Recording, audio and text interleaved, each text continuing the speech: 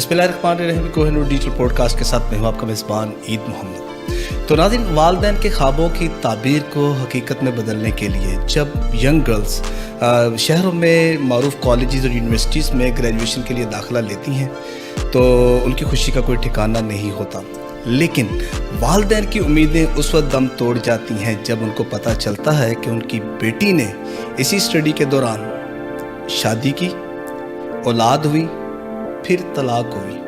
اس کے بعد پھر وہی نوجوان لڑکیاں جو ینگ گرلز ہیں وہ تاریخ کے ان اندھیروں میں چلی جاتی ہیں جہاں پر واپسی ممکن نہیں ہوتی۔ اسی پر ہی ہم بات کریں گے۔ نبیہہ علی خان صاحبہ ہمارے ساتھ موجود۔ تھینک یو ویری مچ جی، بہت شکریہ آپ کا۔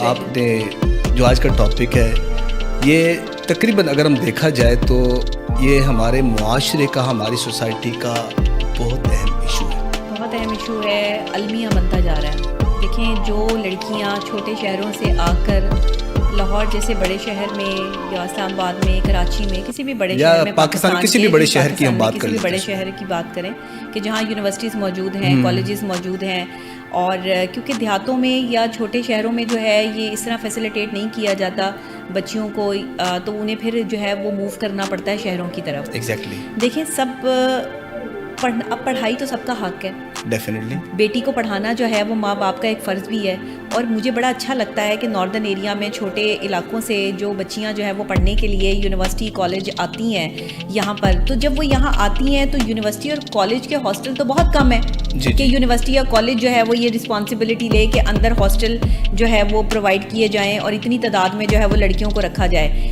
زیادہ تعداد پڑھنے والی لڑکیوں کی ہے، اور وہ لڑکیاں جب موو کرتی ہیں لاہور جیسے بڑے شہر کی طرف تو کیا ہوتا ہے کہ لاہور شہر میں جگہ جگہ پر چھوٹی چھوٹی گلیوں میں بلڈنگیں لے کر وہاں پہ ہاسٹل بنا لیے گئے ہیں۔ یہ ہاسٹل کون چلا رہا ہے؟ مرد چلا رہے ہیں، ڈیفینیٹلی مرد ہی ہیں وہاں پہ سارا کچھ جو ہے وہ دیکھ رہے ہیں، لیکن لڑکیوں کے ہاسٹلز ہیں۔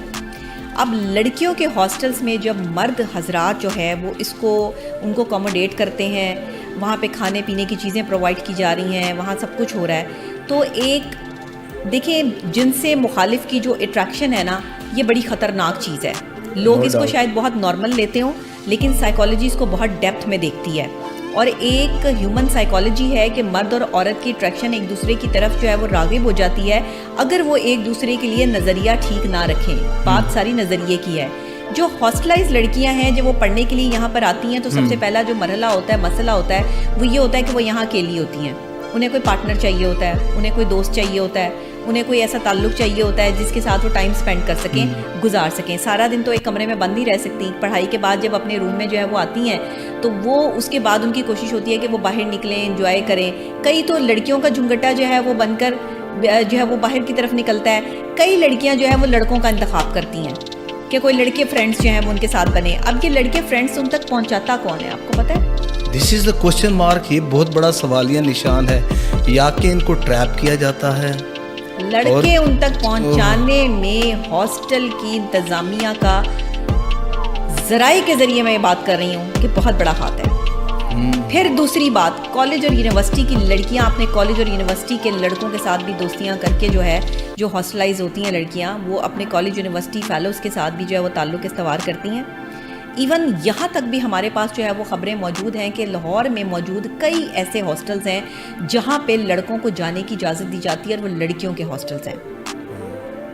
پھر بہت سی یونیورسٹی اور کالج کے باہر ہاسٹلز بنے ہوئے ہیں جس میں باقاعدہ طور پہ ایک گلی بنا دی گئی ہے۔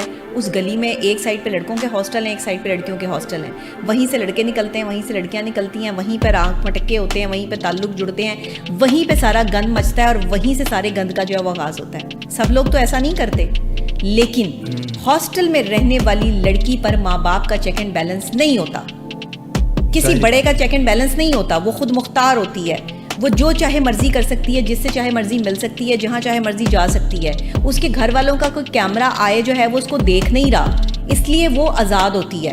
ایک آزاد بندہ جس کے اوپر چیک اینڈ بیلنس نہیں ہے کسی کا، وہ بندہ غلط طرف لازمی جاتا ہے۔ آپ نے دیکھا تھا پرانے ماں باپ ہوتے تھے اپنے بچوں پر شیر کی نظر رکھتے تھے، کھانا بہت اچھا دیتے تھے، کپڑے بہت اچھے دیتے تھے، ہر طرح سے اکوموڈیٹ کرتے تھے، لیکن شیر کی نظر رکھتے تھے کہ ہمارا بیٹا یا ہماری بیٹی، اور خاص طور پہ بیٹیوں کے لیے، کہ بیٹی کے سر سے دوپٹہ بھی نہ سرکے، کہ بیٹی جو ہے وہ ایسے جو ہے وہ باہر جائے کہ کسی غیر مرد کی نگاہ بھی جو ہے وہ اس تک نہ پہنچے۔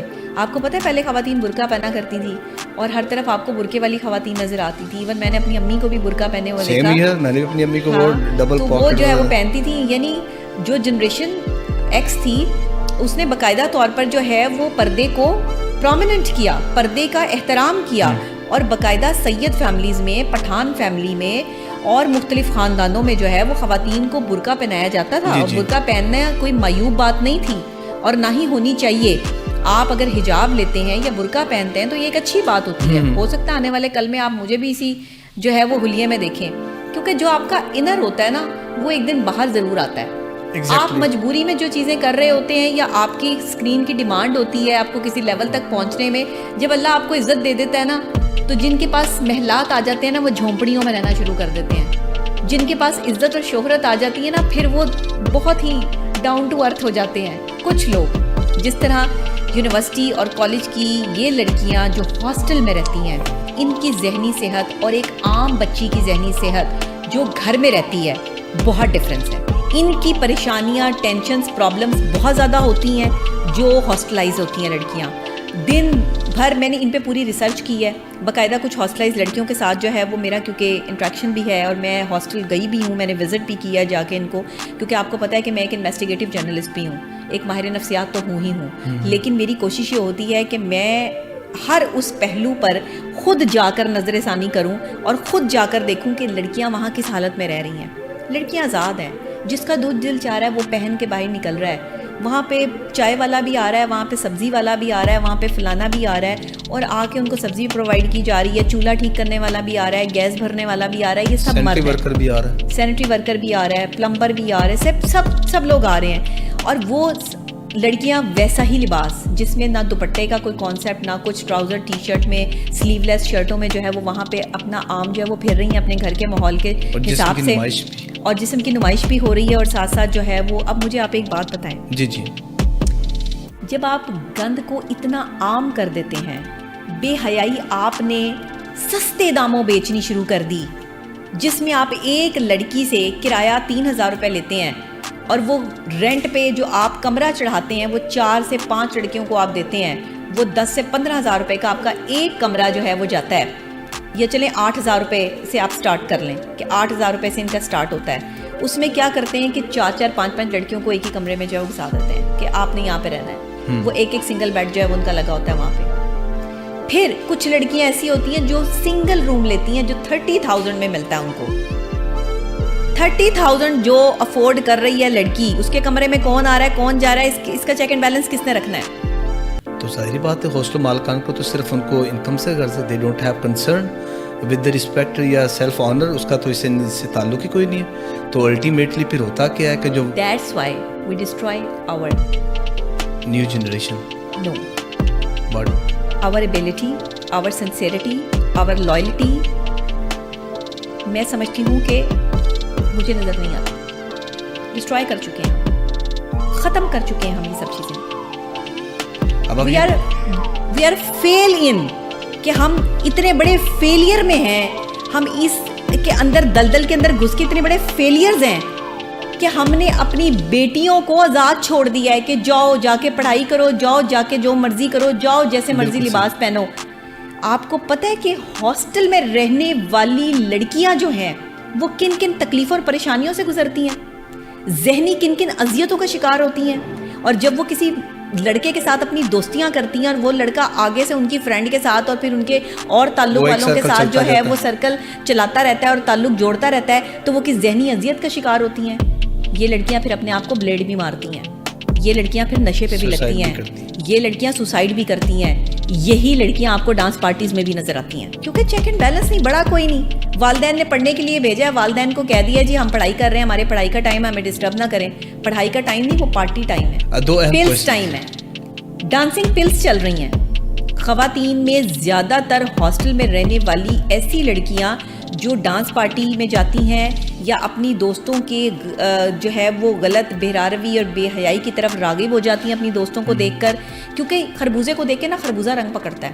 بالکل, ایک لڑکی نے غلط کیا نا تو دوسری لڑکی بھی جو ہے وہ اس کو کرنا اپنا فرض سمجھے گی. پھر دوسری جو ہے وہ رعنائیاں دکھاتی ہے, خوبصورتی دکھاتی ہے کہ اصل میں جب ایک عام لڑکی جب گئی ہے ادھر ہاسٹل میں, جی پھر مجھے بتائے گا 2 کوشچن بڑے اہم ہیں کیونکہ اس کو آپ بڑے اچھے طریقے سے آپ الیبوریٹ کر سکتی ہیں جو ہمارے ناظرین یہ دیکھ رہے ہیں جنہوں نے آگے اپنی بچیوں کو کسی بھی شہر میں اعلیٰ تعلیم کے لیے بھیجنا ہے. تو ظاہر بات ہے اس میں کوئی ایسا مافیا، ایسی لڑکیاں، ایسا گروہ ہیں جو خواتین کا جو کوبہ خانے چلاتی ہیں، ان کو کوئی ایسا ایک انہوں نے ہاسٹل میں اپنا نیٹ ورک یا جال بچھایا ہوا ہے. ایک یہ دوسرا لڑکوں کا ایسا منظم گروہ جو ٹریپ کرتا ہے. بالکل جی، اس طرح کے بہت سارے گروہ ہیں. یہ ہمارے ناظرین کو آپ بتائیے گا. ہاسٹل میں رہنے والی لڑکیوں کو بڑی آسانی سے ٹریپ کیا جا سکتا ہے کیونکہ ان کے آگے پیچھے جو ہے وہ پوچھنے والا تو کوئی ہوتا نہیں، وہ انڈیپینڈنٹ ہے، آنے جانے والا کوئی نہیں. والد کبھی آ گئے، کبھی ماں باپ نے جو ہے وہ فون کر لیا، ویڈیو کال پہ دیکھ لیا، اتنی سی جو ہے وہ رسپانسبلٹی تھی پوری کر دی.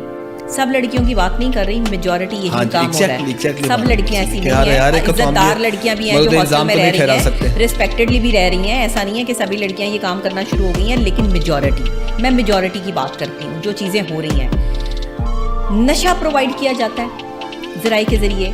ایک مخصوص عورتوں کا اور مردوں کا گروہ ہے جس میں جوان لڑکے اور جوان لڑکیاں جو ہیں وہ لڑکیوں کو ٹریپ کرتی ہیں. معصوم اور چھوٹے شہروں سے آئی ہوئی لڑکیاں ان کو ہیروئن بنانے کے چکر میں ان کو غلط کپڑے پہننا سکھاتی ہیں، ان کو کانٹے اور چھری سے کھانا سکھاتی ہیں، پھر ان کو لڑکوں کے ساتھ ڈیٹ پہ جو ہے وہ فکس کرواتی ہیں. وہ ڈیٹ پہ جاتی ہیں، وہاں ان لڑکیوں کے ساتھ کیا سلوک ہو کیا نہ ہو اس کی رسپانسبلٹی کوئی نہیں لیتا.